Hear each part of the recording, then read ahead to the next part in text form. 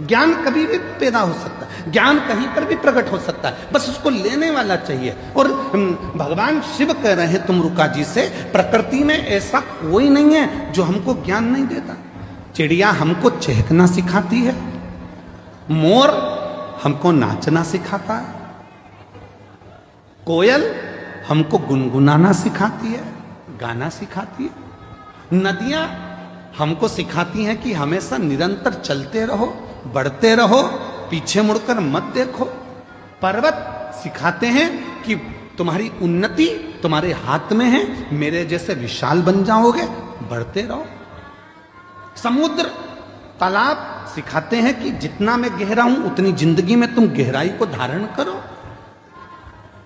पृथ्वी सिखाती है कि धैर्य रखो। संसार में जितने जीव जंतु हैं, संसार में जितने भी जीव हैं, वो सब हमको सिखाते हैं। जो निर्जीव हैं वो भी सिखाते हैं, वो हमको सिखा रहे हैं, पर हम सीखने को तैयार नहीं है।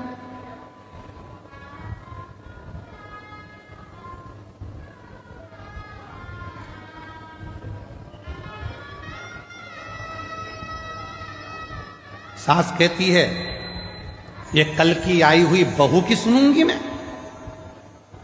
सास के मुंह के शब्द रहते हैं कि कल की आई बहू की सुन के चलूंगी, उसकी सुनूंगी। बहू कहती है मैंने अपने बाप की नहीं सुनी तो तुम्हारी सुनूंगी।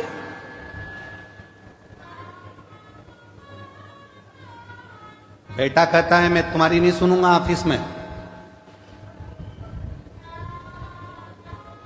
बाप कहता है मैं बेटे की नहीं सुनूंगा, मैंने पाल पोस के बड़ा करा है, दुकान मेरी है, व्यापार मेरा है, मैं नहीं सुनूंगा। बेटा कहता है मैं बाप की नहीं सुनूंगा। दोस्त दोस्त से कहता है भाई मैं तेरी सुनने वाला नहीं हूं। समाज के लोग एक दूसरे से कहते हैं समाज में हमारा भी वजूद है, हम नहीं सुनेंगे तेरी। कोई किसी की सुनने को तैयार नहीं है तो क्या सियोर वाला महाराज सुनेगा? कोई किसी की नहीं सुन रहा, सब अकड़ में मैं नहीं सुनूंगा, मैं नहीं सुनूंगा, मैं नहीं सुनूंगा, मैं नहीं सुनूंगा। कौन सुनेगा?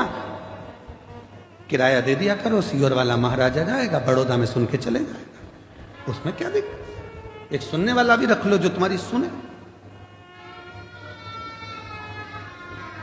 अकड़ को त्याग दो। शंकर भगवान ने पार्वती को अपना बनाने से पहले कामदेव को जलाकर भस्म कर दिया, क्योंकि जहां काम होता है वह अहम भी आता है। जहां काम होगा वहां हम आएगा। किसी किसी के मन में विद्या का अहंकार हो जाता है। लंकापति रावण को देखो ना, उसने भी कह दिया था मैं विभीषण की सुनूंगा, विभीषण की, ये मुझे सुनाएगा। फिर एक दिन कह दिया ना ना तुम चुप रहो, मैं तुम्हारी भी नहीं सुनूंगा। मंदोदरी से कह दिया तू मेरी पत्नी है, मैं तेरी सुनूंगा। और किसी की नहीं सुनी तो आखिरी में पूरा लंका जल के भस्म हो गई, परिवार नष्ट हो गया, बर्बाद हो गया लंकापति रावण। इसलिए शिव महापुराण की कथा कहती है शंकर जी के परिवार में ऐसा नहीं है कि कोई किसी की नहीं सुनता। शिव के परिवार में शंकर भगवान की सब सुनते हैं, इसलिए शिव परिवार श्रेष्ठ माना गया।